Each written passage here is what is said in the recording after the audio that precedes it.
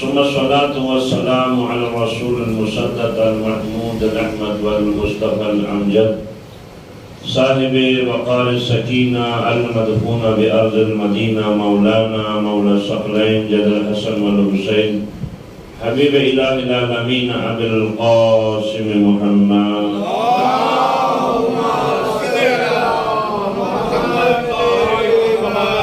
الذين أذهب الله عنهم الرجس وطهرهم تطهيرا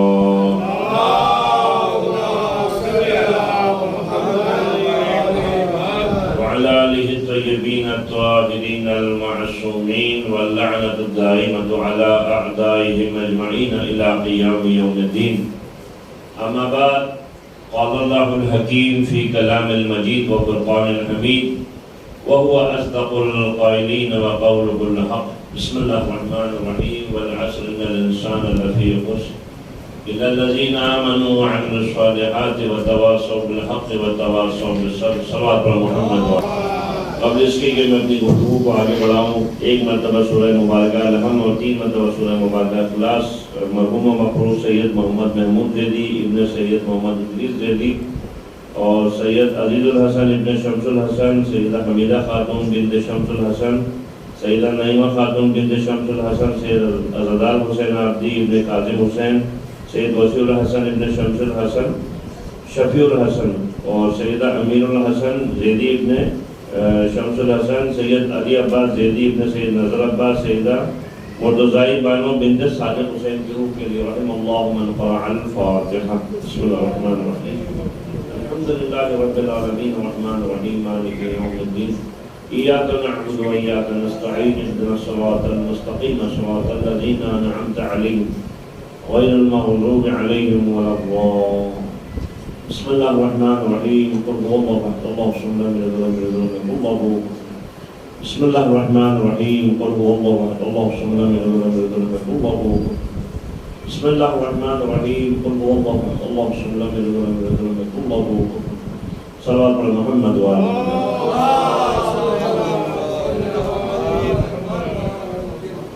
تمام تعریف رب الجلال کے لیے درود و سلام حضرت محمد مصطفیٰ صلی اللہ علیہ وسلم کی آل کے لیے.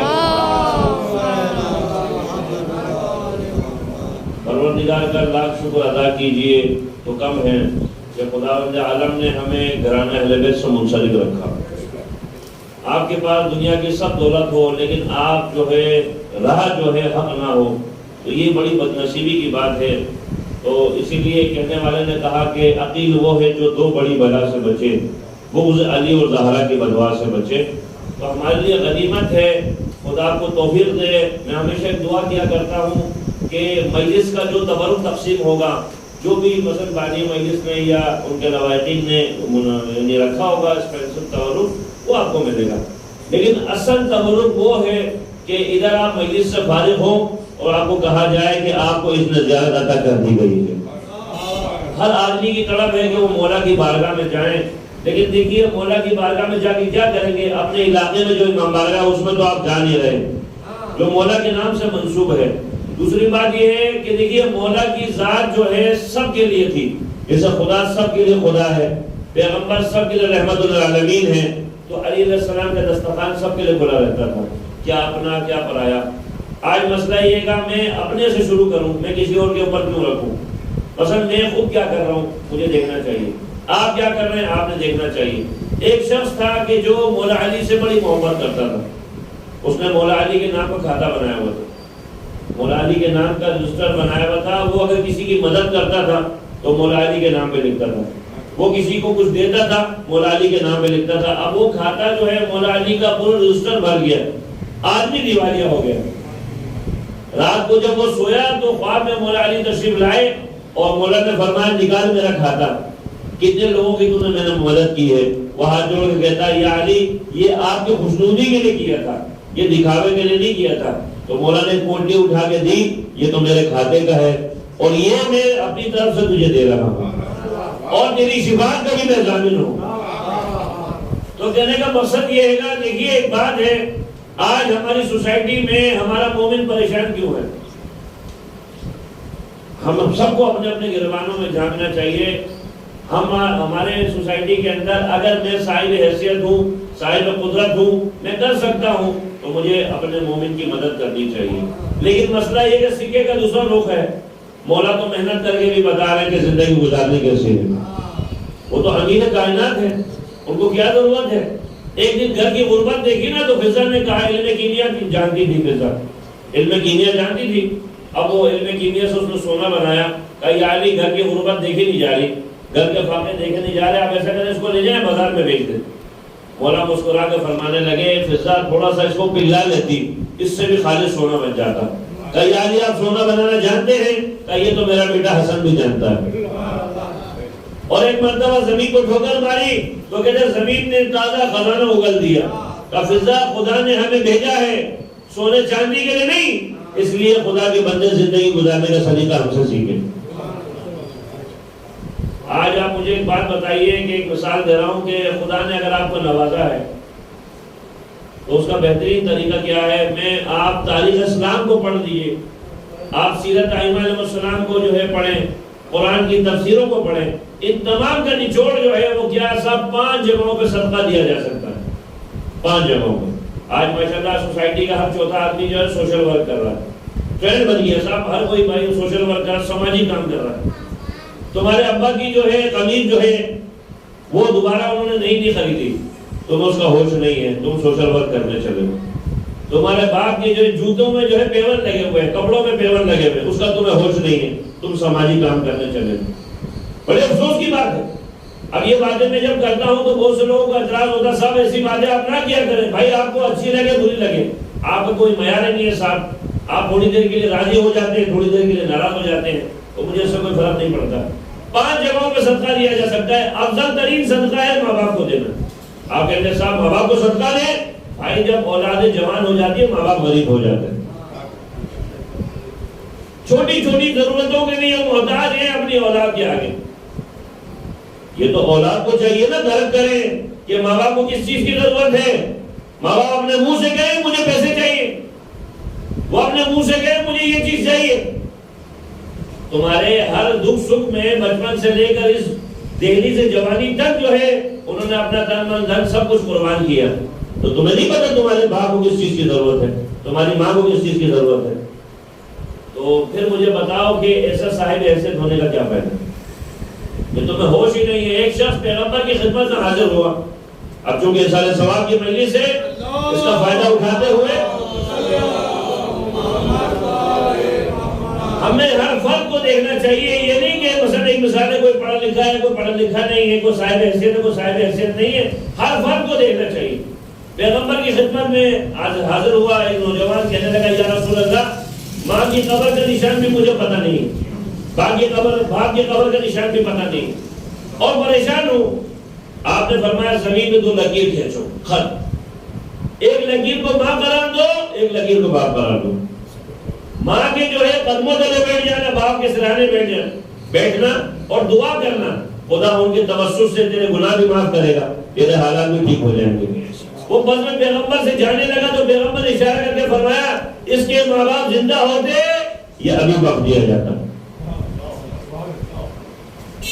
آج مسئلہ یہ گا کہ ہم جو ہے بڑے اسپیشل لوگ ہیں جی، ہمیں تو پتہ ہی نہیں ہے، اگر باپ تھوڑا سا ڈانٹ دے تو ہم کئی دن تک تو باپ سے بات نہیں کرتے۔ تم اگر جوان ہو، تم آج سوسائٹی میں تمہارا کوئی نام ہے، تمہارا مقام ہے، اس کی مرہون منت ہے تمہارے باپ کا خون پسینے کی محنت۔ کیا تھے تم؟ کہا نا رب ارحمہما کما ربیانی صغیرا، پروردگار ان پہ اس طرح رحم کرنا جس طرح انہوں نے گہوارے میں رحم کیا۔ آج مسئلہ یہ ہے صاحب، آج ہم مغربی تقلید میں اتنا آگے چلے گئے ہیں، ہم کیا کر رہے ہیں، ماں باپ بوڑھے ہو گئے تو ہم نے کچرے کا ڈبہ سمجھ کے نکال کے گھر سے باہر پھینک دیا۔ یہ ہو رہا سوسائٹی میں، یہ آپ کی جو اسپیشل سوسائٹی جو بن رہی ہے اس کے اندر یہ کام بڑے گھنٹے سے ہو رہے ہیں۔ عید والے دن ایک صاحب مجھے لے گئے، بولا آئے مولانا میں ایک زندگی کا نیا رخ دکھاتا ہوں آپ کو۔ میں نے بولا بھائی کون سا ایسا رخ ہے جو ہم نے نہیں دیکھا؟ دیکھے تو صحیح۔ دیکھا تو بھائی وہ افراد جنہیں ہمارے سوسائٹی نے ان کی اولادوں نے اٹھا کے باہر پھینک دی۔ میں نے کہا آپ یہاں پہ کیوں ہو؟ بولا مولانا 40 سال میں نے پاکستان سے باہر گزارے اپنی اولادوں کے لیے، 40 سال۔ آج میں شوگر کا پیشنٹ ہوں، آج میں فالج کا مرض میرے کو ہے، میری اولادوں نے مجھے یہاں لا کے داخل کر دیا، مجھے بتائیے انسان کی کیا زندگی ہے۔ ہمارے والد صاحب جو ہے جب ہم چھوٹے تھے تو ہم ایک جملہ کہا کرتے تھے، بیٹا خاندان میں ایک طریقہ تھا، جب باپ بوڑھا ہوتا تھا وہ اٹھا کے سمندر میں پھینک دیا کرتے تھے۔ کئی نسلوں تک یہ سلسلہ چلا، ایک نسل ایسی بھی آئی جیسی باپ کو سمندر میں پھینکنے لگا تو باپ نے کہا بیٹا ٹھہر جا، مجھے یہاں نہیں پھینکنا۔ کہا کیوں؟ کہا یہاں میں نے اپنے باپ کو پھینکا تھا، یہاں میں نے اپنے باپ کو پھینکا تھا، آج تو مجھے پھینک رہا ہے تو کل کو تیری اولاد تجھے پھینکے۔ ریٹرن بول ہے، اگر چاہتے ہو تمہاری اولاد تمہاری عزت کرے تم اپنے ماں باپ کی عزت کرو۔ بعض لوگ تو اتنے بد نصیب لوگ ہیں اپنے ماں باپ پہ ہاتھ بھی اٹھاتے ہیں۔ ارے بھائی مسئلہ یہ ہے نا کہ دیکھیے جب بڑھاپا آتا ہے نا تو بچپن آ جاتا ہے۔ ہماری سندھ میں ایک ہستی آرام کر رہی ہے، لال شہباز خان، ان کے والد ہیں ابراہیم مجاب۔ امام حسین کی زیارت اکثر لوگوں نے کی ہوگی، خدا آپ کو بھی لے جائے۔ امام حسین کے ذریعے کے بالکل پیچھے ایک ہستی آرام کری جن کا نام ہے ابراہیم کبیر بھی نام ہے، ابراہیم مجاب بھی نام ہے۔ پچھلے شب جمعہ چونکہ والدہ کو لے گئے تھے، اس شب جمعہ والد صاحب کی باری تھی۔ سواری ایک ہے جس میں ماں یا باپ کو بٹھاتے ہیں، خود پیدل جا رہے ہیں، تو ماں دروازے پہ آ گئی، بیٹا ایسا نہیں تیرے آ جاتے میں دنیا سے چلی جاؤں، مجھے بھی لے چل۔ سواری تو ایک ہے، تو والد صاحب کو سواری میں بٹھایا، اپنی ماں کو اپنی کاندھے پہ اٹھایا اور لے کے آئے امام حسین کی زیارت کے لیے۔ تو کہتے ہیں وہ دن ہے اور آج کا دن ہے، میں امام حسین کو سلام کرتا ہوں، امام حسین میرے سلام کا جواب دیتے۔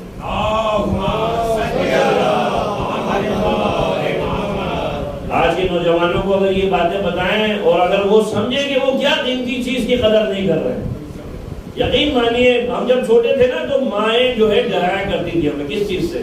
باپ کے جوتے دکھا کر۔ اگر تم نے کچھ بولا دیکھو تمہارے باپ کے یہاں جوتے موجود ہیں، چپل موجود ہے، گھر میں موجود ہے، حالانکہ باپ کا وجود نہیں تھا گھر میں۔ یعنی بچے باپ کا جوتا لے کر ہی بچے کا پیتا پانی ہو جاتا تھا۔ ایک نمازی مجھے کہنے لگے مولانا صاحب رات کو بیٹا دیر سے گھر آیا، تو میں نے اس کو ڈانٹا، بیٹا زیادہ دیر گھر سے باہر رہنا صحیح نہیں ہے، حالات بھی اچھے نہیں ہیں۔ تو بیٹا گھر نکال کے بولتا زیادہ کچھ بولا نا تیرے باپ کے بعد تجھے پہنچا دوں۔ بولے یہ زمانہ آ گیا، اپنی اولاد کو بھی ہم کچھ چیز سمجھا نہیں سکتے۔ بات یہ ہے میں نے پھر ان کو کچھ جواب نہیں دیا، میں نے صرف اتنا جواب دیا، میں نے کہا میرے لال جو سلوک تو نے اپنے باپ کے ساتھ کیا ہوگا تیرا بیٹا تیرے ساتھ۔ ایسا ممکن ہی نہیں ہے کہ اگر آپ نے اپنے باپ کا احترام کیا ہو آپ کی اولاد بدسلوک ہو جائے۔ پوری سوسائٹی مل کر بھی آپ کی اولاد کو بدسلوک نہیں کر سکتی۔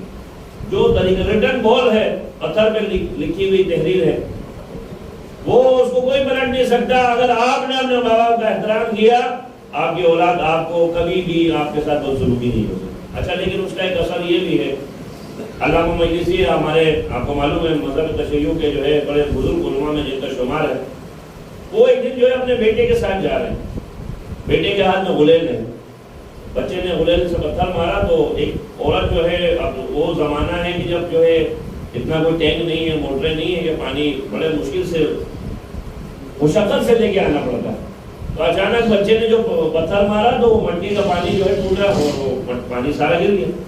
وہ عورت جو ہے طنز میں کہنے لگی کہ اتنے بڑے عالم دین ہو، تمہارے بیٹے نے یہ حرکت کری، بڑی مشکل سے میں پانی بھر کے لائی ہے، پانی ضائع ہو گیا۔ گھر آ کے زوجہ سے کہنے لگے میں نے تو زندگی میں ایسا کوئی کام نہیں کیا، نہ ایسا کوئی میں نے کسی چیز کو کھایا ہے۔ تو علامہ مجلسی کے زوجہ کا جواب سنیں کہ وہ کہتی ہیں کہ پڑوسی کے باغیچے میں اس کے بنا اجازت انگور کا ایک دانہ ہے جس کو میں نے سوئی چبو کر اس کا رس پی لیا تھا، اس موقع پر جب میں پریگننٹ تھی، جب میں حاملہ تھی۔ ذرا تصور کریں کہ اگر جو ہے ایک جو ہے انگور کا دانہ جس کا جو ہے رس اگر پینے سے غصبی یا مثلا بنا اجازت کے اولاد کے اوپر یہ اثر ہو سکتا ہے، جو پوری زندگی اولاد کو حرام کھلا رہے ہوں، ان کی اولاد بڑے ہوگی کیا ملے گی؟ ہر فرد کو سوچنا چاہیے۔ صلوات پڑھو محمد والے۔ اس کے ساتھ ساتھ جو ہے ظاہر ہم آپ لوگ جو ہے مولا علی علیہ السلام کو بہت چاہتے ہیں، مولا علی ہمارے امام ہیں، اور یہ واحد وہ ہستی ہے کہ اپنا بنایا سب جو ہے امام علی سے توسل کرتے ہیں۔ ایک شخص جو ہے مولا کی خدمت میں حاضر ہوا اور آ کے کہنے لگا یا علی میں آپ کو بہت چاہتا ہوں. مولا نے کہا اچھا مجھے چاہتے ہو؟ کہا اپنی آنکھ کو بند کرو. اس نے اپنی آنکھ کو بند کی اور مولا نے کہا آنکھ کھولو. جب اس نے آنکھ کھولی کم سے کم وہ کوفہ تو نہیں تھا جہاں پہ مولا اور وہ موجود تھے. مولا نے فرمایا سامنے وہ قصاب کی دکان ہے, وہاں سے تھوڑا سا گوشت لے کے آؤ. اب جب ایک نئے علاقے میں جب آپ جاتے ہیں تو علاقے والوں کو کم سے کم اتنی ججمنٹ تو ہوتی ہے, وہ پہچان لیتے ہیں کہ آیا آپ اس علاقے کے رہنے والے ہو یا اس علاقے کے رہنے والے نہیں ہو. تو قصاب جو ہے اتفاق سے تھا بھی محب اہل بیت, علی کا بڑا عاشق تھا. وہ کہا جی آپ کہاں سے تشریف لائے ہیں؟ کہا جی میں کوفے کا رہنے والا ہوں. کہا وہی کوفہ جہاں میرا مولا علی تشریف فرما ہے؟ کہا ہاں وہی کوفہ. کہا بھائی صاحب یہ گوشت جو ہے آپ کیا کریں گے گوشت کا؟ کہا صاحب یہ بنا کے کھائیں گے. کہا یہ کیسے ممکن ہے؟ مولا علی کے شہر میں رہنے والا مومن میرے شہر میں آئے اور میرے یہاں سے گوشت خرید کے کھائے, یہ تو میرے لیے ڈوب مرنے کا مقام ہے. آپ میرے یہاں مہمان ہیں, آج آپ کی میری طرف سے دعوت. کہا صاحب ایک صاحب اور بھی میرے ساتھ ہے. یہ نہیں بتایا کہ مولا علی بھی ساتھ ہے, یہ نہیں بتایا کہ مولا علی بھی ساتھ ہے. بہرحال اس مومن کے گھر میں چلے گئے تو زوجہ کو کہا جی کھانا بناؤ. تو اتنے میں جو ہے نماز کا ٹائم ہوا. یعنی اس مومن کو پتا نہیں ہے میرے گھر میں کون آیا ہے. نماز کا ٹائم ہوا. کہا آپ لوگ تو بڑے خوش نصیب لوگ ہو, روزانہ مولا کے پیچھے نماز پڑھتے ہوں گے. آج آپ میں سے کوئی ہستی آگے بڑھے ہمیں نماز پڑھائے. مولا نے نماز پڑھائی. نماز پڑھنے والے کو نہیں پتا نماز پڑھانے والا مولا علی خود ہے. دسترخوان بچھنے سے پہلے بچوں سے ملاقات ہوئی. وعدہ ہوا صاحب جب دسترخوان بچھے گا تو کھانا صاحب کھائیں گے. جیسے دسترخوان بچھا تو دروازے میں کسی نے دستک دی. بچے دوڑ کے جو ہے جب بھی گھر میں اس طرح بیل بجتی ہے یا دستک ہوتی ہے تو بچے دوڑ کے جاتے ہیں. کہتے ہیں حاکم وقت کی طرف سے آئے ہوئے سپاہیوں نے بچوں کی گلے کاٹ دیے. گھر میں کہرام مچ گیا. ایک مرتبہ وہ مومن کہتا ہے خبردار خاص مہمان ہیں مولا کے شہر سے آئے ہوئے, جب تک یہ موجود ہیں بچوں کی لاش کو صندوق میں ڈالو اور بند کر کے رکھ دو. دسترخوان بچھا دیا. کا تناول فرمائیے, یعنی آپ کے بچوں سے ہمارا وعدہ تھا بچے ساتھ کھائیں گے. کہ جی وہ تو کھیلنے کے لیے گئے ہیں, ان کو دیر ہو جائے گی. کہ کوئی مسئلہ نہیں ہم انتظار کر لیتے. پھر کہا صاحب وہ تو سو گئے. کہ کوئی مسئلہ نہیں آپ ان کو جگا دیں. مجبور ہو گئے بتانے پہ. کہا بچے عشق علی میں مجھ سے آگے بڑھ گئے. کہا کیسے آگے بڑھ گئے؟ کہا جی بچوں کو گلے کاٹ دیے گئے. ان کی لاش کہاں ہے؟ کہ جی صندوق میں بند کر کے رکھا. مولانا نے 2 رکعت نماز پڑھی اور دعا کے لیے ہاتھ بلند کیے, ان کی جسم میں جان آ گئی. یعنی جتنی محبت آپ اہل بیت سے کرتے ہو اس سے لاکھ گنا زیادہ اہل بیت آپ کو چاہتے ہیں.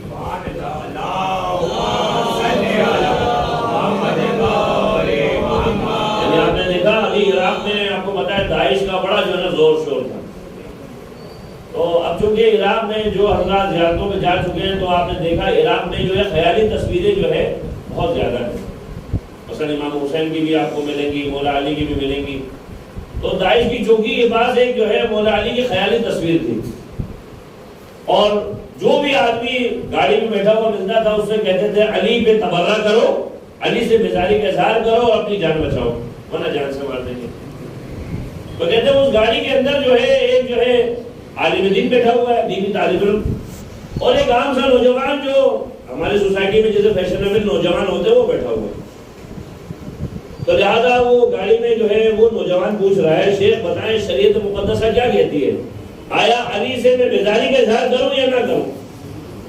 تو وہ کہنے لگے صاحب دیکھیں دین میں تقیہ ہے, ابھی چونکہ جان بچانی ہے تو ان کے کہنے پر جو ہے آپ ایسا کرو تقیہ اختیار کرو, دل میں آپ علی سے محبت ہے, زبان پہ آپ ان کے کہنے پہ جان بچا لو.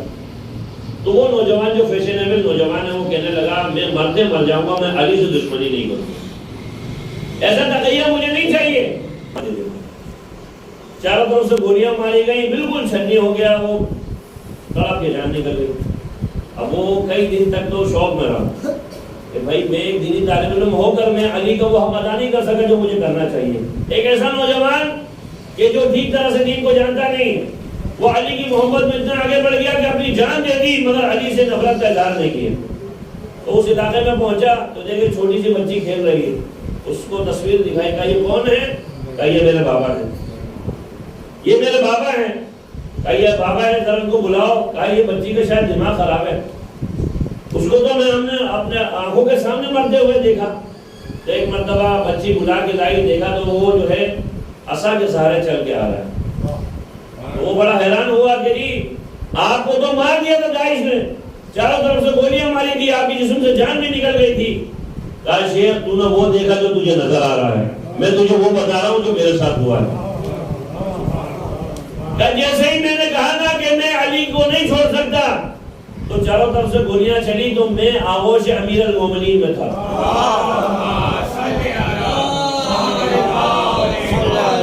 چاروں طرف سے گولیاں چل رہی تھی, تمہیں تو وہ نظر آیا کہ چاروں طرف سے گولیاں چل رہی تھی, لیکن حقیقت میں امیر المومنین نے مجھے اپنے آغوش میں لے لیا.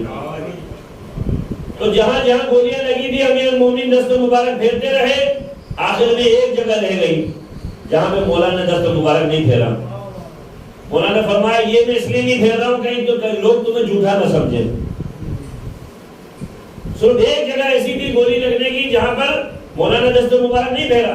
بقایا جہاں جہاں مولانا نے دست مبارک پھیرا میں صحتیاب ہوتا چلا گیا. تو کہنے کا مقصد یہ ہے کہ علی کی محبت جو ہے آپ دیکھیں کہ ہر قسم کی بلاؤں سے بھی مومن کو بچا ہے. لیکن ہمیں مولا پہ یقین بھی ہونا چاہیے. مسئلہ یہ ہے گا, دیکھیے ابھی یمن کے اندر ابھی آپ نے ماہ شعبان میں نیمہ شعبان میں اعمال کیے ہوں گے, امام کو عریضے لکھے ہوں گے. ایک ناصبی دشمن اہل بیت جو ہے وزیر ہے, جس کے پاس سانچے ہیں, اس سانچوں میں خلفاء کے نام لکھے ہوئے. وہ کچے انار کو جیسے اس میں رکھتا ہے وہ پھل پک جاتے ہیں, اس کے اندر خلفاء کے نام ظاہر ہوتے ہیں.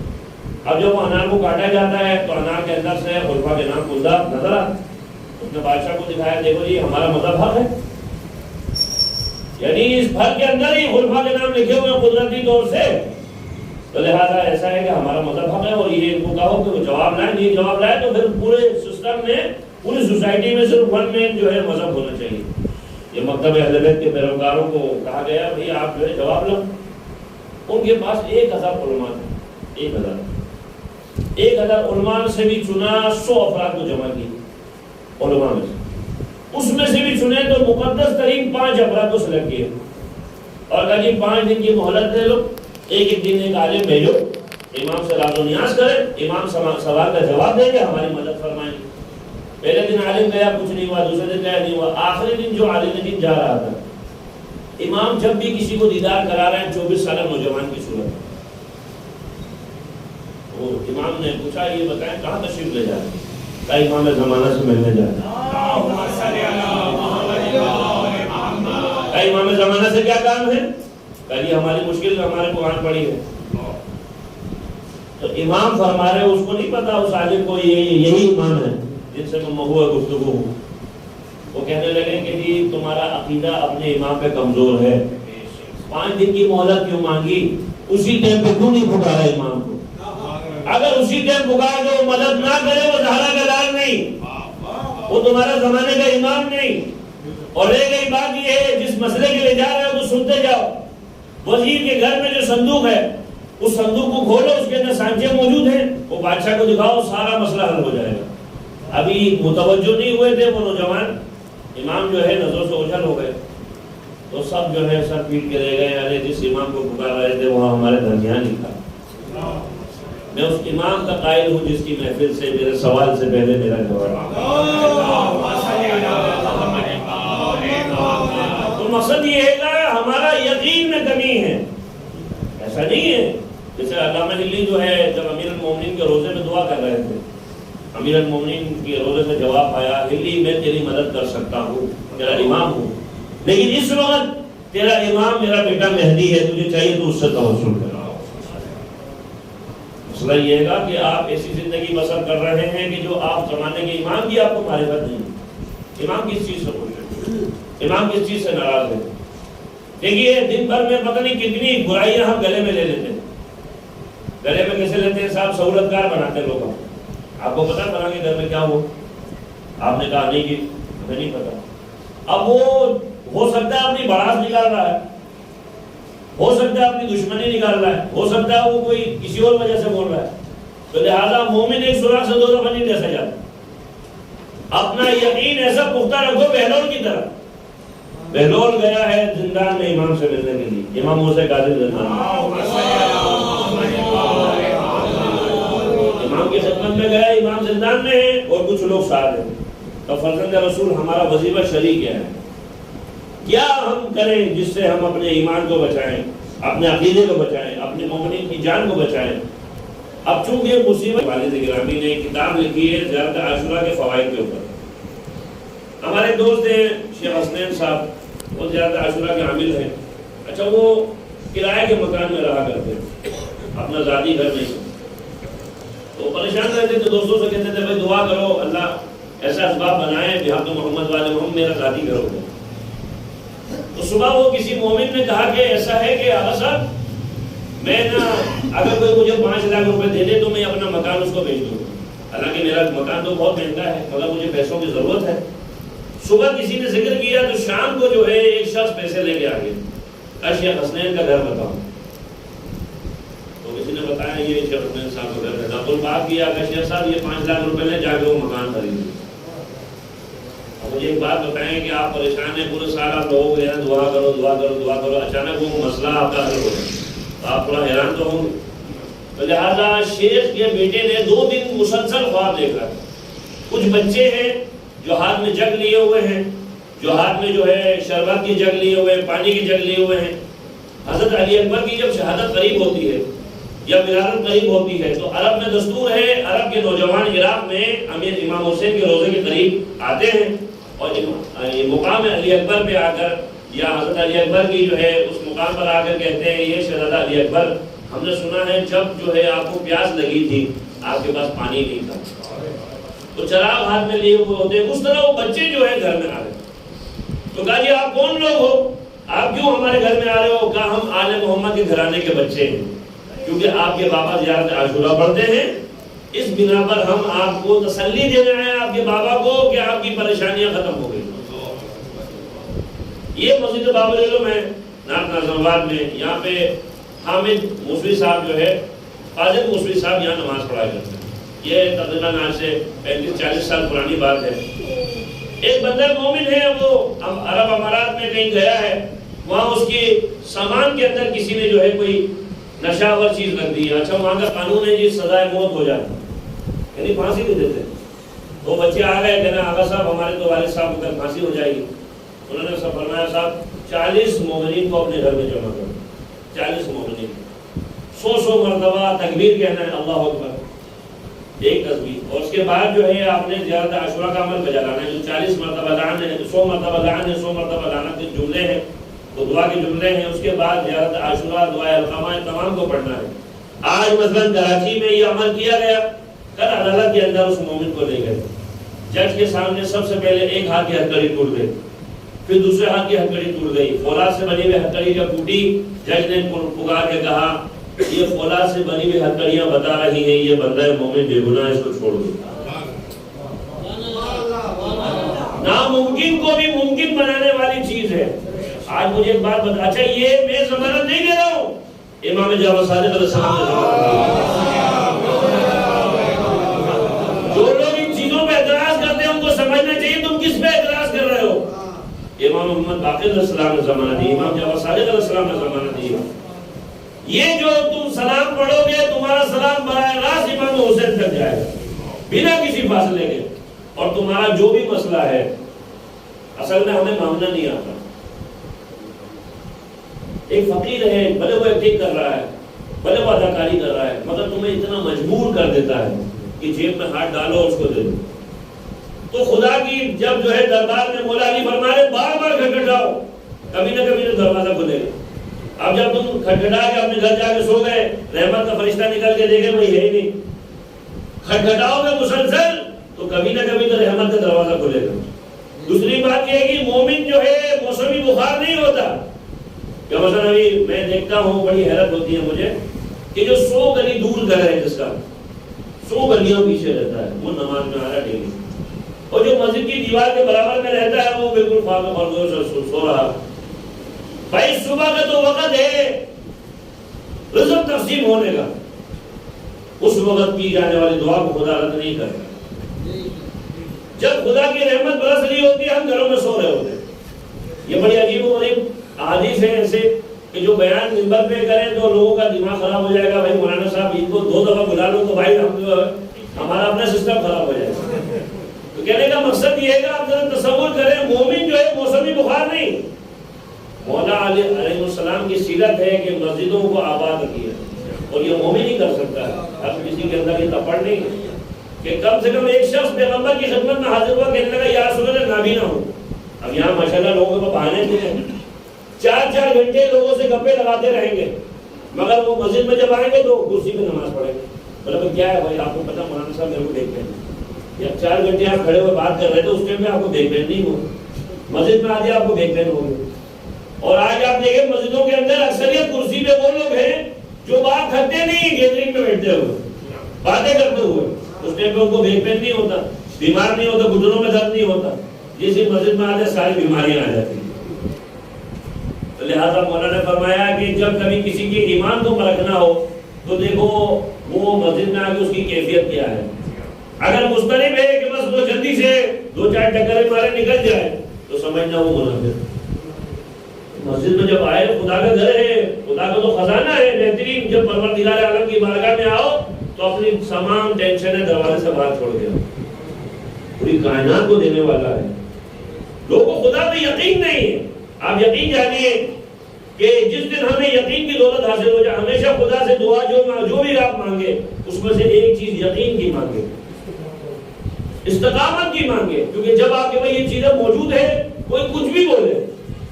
مثلا آج سے کئی سال پہلے ہمارے والد صاحب جو ہے کہتے 89 کی بات ہے, اس زمانے میں امام رضا علیہ السلام کا دسترخوان جو ہے یعنی ایک جو ہے A4 سائز کا پرچہ جو ہے امام رضا کا دسترخوان کا ٹوکن ملتا تھا. 89-80 کی بات ہے. وہ کہہ رہے ہیں زیارت پہ ہمارے ساتھ ایک صاحب تھے یا نابینا تھے تو وہ سب جو ہے دسترخوان کا ٹوکن ملے. جیسے آج دسترخوان کا ٹوکن ملے گا کل آپ کو دسترخوان امام رضا ملے گی. آج جو اتنی سی چیز ملتی ہے دسترخوان کی تو وہ مل گیا. سب کہنے لگے صاحب کیا لے کے آئے ہیں؟ کہا امام رضا علیہ السلام نے جس کی زیارت قبول کی ہے تو وہ سب پروانہ لکھ کے لے آئے. تمہیں نہیں ملا؟ یعنی تو تمہاری زیارت قبول نہیں. اب لوگوں نے مذاق کیا تھا وہ حقیقت میں لینے جا رہا ہے. اب کہاں جا رہے ہو؟ کہ امام رضا سے لڑنے کے لیے جا رہا ہوں. کہ لوگ مذاق کرتے ہوئے جو ہے نا زیارت پہ آئے ہوئے ہیں ان کی قبول کر لی, جو خلوص سے آیا وہ اس کی قبول ہی نہیں کرے. تو جیسے ہی جانے لگے ایک ہستی سے ملاقات ہو گئی, امام رضا علیہ السلام سے ملاقات ہو گئی. کہاں جا رہے ہو؟ میں امام رضا سے شکایت کرنے جا رہا ہوں. امام رضا نے سب کی زیارت قبول کر لی, مجھے کچھ نہیں کیا. امام نے فرمایا کس نے کہا تیری زیارت قبول نہیں؟ وہ ہمارا ظاہر ہے, ہم نے تیری زیارت قبول کری ہے. یعنی ایک مرتبہ چہرے پہ دست مبارک کو پھیرا, آنکھیں بھی آ گئی. تو کہنے کا مقصد یہ ہے کہ آپ کو یقین ہونا چاہیے. ایک شخص جو ہے بالکل مجبور لاچار ہے, سینے پہ ہاتھ رکھ کے کہتا ہے کہ مولا آپ کے روزے پہ تو وہ لوگ پہنچتے ہیں جن کے پاس پیسہ ہے. امام نے فرمایا کس نے کہا کہ صرف پیسے والے میرے پاس پہنچتے ہیں؟ اپنے گھر وطن میں, اپنے گھر میں جب کبھی ذرا دل مچلے, ذرا دل تڑپے, اپنے سینے پہ ہاتھ رکھ کر مجھے سلام کر, میں سلام کا جواب دوں. مسئلہ یہ ہے کہ ہمیں یقین نہیں ہے. اب چونکہ یہ ماہ رمضان کی ابتدا ہے مگر چونکہ آپ کو معلوم ہے یہ وہی ماہ رمضان ہے جس میں امیر المومنین جو ہے کہتے ہیں رات کو جو ہے آسمان کی طرف دیکھتے تو کہتے تھے انا للہ و انا الیہ راجعون. یہ وہی ماہ رمضان ہے جب جو ہے میری داڑھی جو ہے خون سے سرخ کی جائے گی. علی علیہ السلام کا دستور ہے ایک دن حسن کے گھر میں افطار کر رہے ہیں, ایک دن حسین کے گھر میں افطار کر رہے ہیں. تو کہتے ہیں 18 رمضان کو اپنی بیٹی ام کلثوم کے گھر میں افطار. جب افطاری کے لیے ام کلثوم نے دودھ کا پیالہ رکھا, نمک رکھا, تو ایک مرتبہ فرمانے لگے بیٹی ام کلثوم تو چاہتی ہے تیرا بابا روزہ محشر جو ہے سوال ہو تیرے بابا سے, ایسا کر دودھ کو اٹھا لے, نمک کو رکھ دے. مولا نے نمک سے افطار کی. رات بھر مولا کو نیند نہیں آئی, رات بھر عابد شب زندان ہے. تھوڑی تھوڑی دیر بعد جو ہے آسمان کی طرف دیکھتے انا للہ و انا الیہ راجعون. جس یعنی وقت کا وعدہ ہوا تو وقت آج پہنچا ہے. جب امام جو ہے مسجد کے لیے نکلنے لگے تو کہتے ہیں گھر کی مرغابیوں نے راستہ روک لیا. اپنے بچوں سے کہا میرے بچوں اگر مرغابیوں کو خیال نہ رکھ سکو ان کو آزاد کر دینا. ایک مرتبہ مسجد میں گئے، دیکھا تو ابن ملجم ملعون جو ہے اوندے کو لیٹا ہوا ہے، امام نے اس کو بھی اٹھایا، اٹھ جا نماز کا ٹائم ہوا۔ جیسی جو ہے نماز کے لیے آپ نے اہتمام کیا، سجدے میں تشریف لے گئے تو وہ زہر میں بجھی ہوئی تلوار، کہتے ہیں اس زہر کا ایک قطرہ بھی زمین پہ اگر کسی سمندر میں گر جاتا، سمندر میں رہنے والی مرغاویاں مر جاتی۔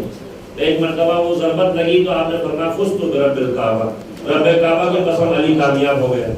اس کے بعد ابن ملجم ملعون جو ہے اس کو لوگوں نے پکڑا تو مولا نے فرمایا اس کے ہاتھ پیر نہیں کاٹنا، اس کے جو ہے اعضاء جوارح جدا نہیں کرنا، اور جو شربت مولا کو پیش کیا آپ نے اپنے قاتل کو پیش کیا کہ یہ تیرا سلوک تھا، یہ تیرے مولا کا سلوک تھا۔ اور جیسی امیر المومنین کے حجرے کے قریب جو ہے بیت دارالسلام کے قریب جو ہے اصحاب لے کے آ رہے ہیں، علی کا ہاتھ اصحاب کے کندھے پر ہے، تو جیسی گھر کے قریب پہنچے نا تو ایک مرتبہ اصحاب کو کہا رک جاؤ، علی کی غیرت دیکھیے، علی کی غیرت گوارا نہیں کرتی۔ زینب ام کلثوم کی جو ہے آواز جو ہے کسی نامحرم کی کان پہ پہنچے، یا علی میری غیرت پر ہماری جانیں قربان، ہمارے ماں باپ کی جانیں قربان، آپ نے اصحاب کو واپس بھیج دیا، مگر یا علی آج آپ کی غیرت ایسی ہے کہ آپ کوفے میں برداشت نہیں کر سکتے کسی نامحرم صحابی کی یعنی کان میں جو ہے آپ کی بیٹیوں کی آواز آئے۔